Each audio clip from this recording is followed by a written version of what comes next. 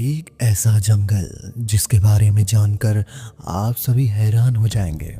उस जंगल में इतना अंधेरा है जिसमें सूरज की किरणें तक पहुंचना नामुमकिन है। उसके अंदर आखिर क्या होता है, जानने के लिए बढ़ते हैं आगे। नमस्कार दोस्तों, मैं आपका अपना ऋषि।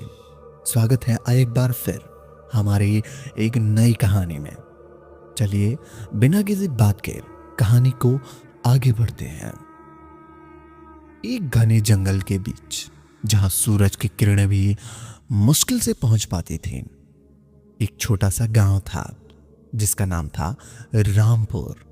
रामपुर अपनी शांति और हरियाली के लिए जाना जाता था, लेकिन पिछले कुछ समय से वहां एक अजीब सी दहशत फैल रही थी।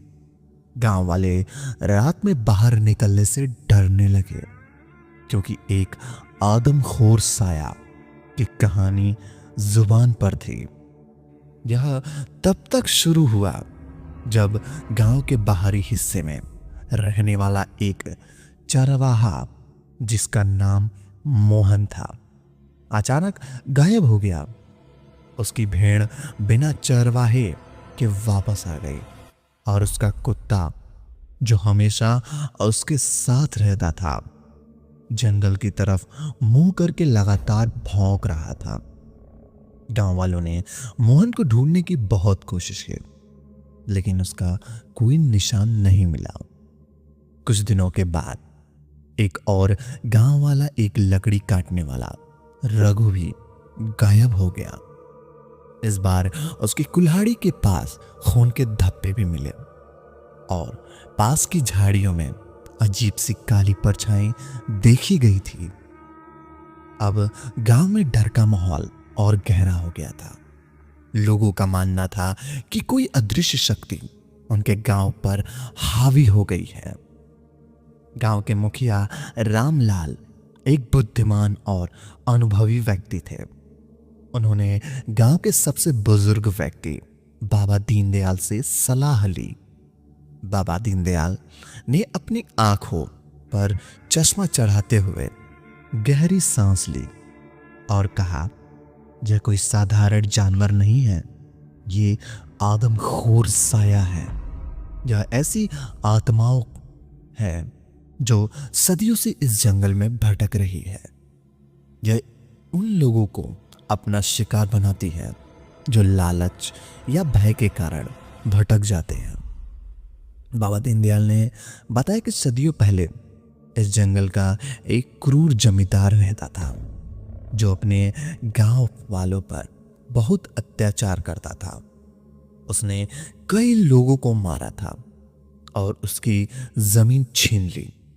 मारने से पहले उसने एक भयानक शपथ ली थी कि वह कभी शांति से नहीं मरेगा और उसकी आत्मा एक आदमखोर साये के रूप में भटकती रहेगी, उन लोगों का शिकार करती रहेगी जो अंधेरे में कमजोर पड़ते हैं। गांव वालों ने सुना था उस साये से बचने का एकमात्र तरीका था प्राचीन मंदिर में जाकर पूजा करना, जो जंगल के सबसे गहरे हिस्से में छिपा हुआ था। लेकिन उस मंदिर तक पहुंचने का रास्ता बहुत खतरनाक था और कोई भी रात में, जो जंगल के सबसे गहरे हिस्से में छिपा हुआ था, लेकिन उस मंदिर तक पहुंचने का रास्ता बहुत खतरनाक था और कोई भी रात में जंगल में जाने की हिम्मत नहीं करता था। एक रात जब पूजा और पूरा गांव गहरी नींद में था, एक भयानक चीख सुनाई दी। यह मुखिया रामलाल के बेटे अर्जुन के थे, जो रात में शौच के लिए बाहर गया था। गांव वाले दौड़कर बाहर निकले और देखा कि अर्जुन को कोई अदृश्य शक्ति खींच रही थी जंगल की तरफ। रामलाल ने तुरंत अपनी मशाल उठाई और कुछ बहादुर गांव वालों के साथ जंगल की ओर दौड़ पड़ा। जंगल के अंदर अंधेरा और गहरा था। पेड़ों की शाखाएं डरावनी परछाइयां बन रही थी और हर सरसराहट किसी अनहोनी का संकेत दे रही थी। जैसे जैसे जैसे गांव आगे बढ़ गए, हवा अब एक अजीब ठंडक बढ़ रही गई थी और उन्हें लगा कि जैसे कोई उन्हें देख रहा हो। अचानक अर्जुन की चीख बंद हो गई। रामलाल और गांव वाले घबरा गए। वे तेजी से भागे और एक पुराने खंडहर मंदिर के पास पहुंचे। मंदिर चारों ओर से अजीबोगरीब आकृतियां बनी हुई थी और बीच में एक टूटा हुआ शिवलिंग था। वहीं उन्हें अर्जुन बेहोश पड़ा मिला और उसके चारों ओर एक काली धुंधली आकृति मंडरा रही थी। रामलाल के हिम्मत और मशाल को उस साए की तरफ किया। साया एक पल के लिए पीछे हटा, लेकिन फिर और भी भयानक रूप ले लिया।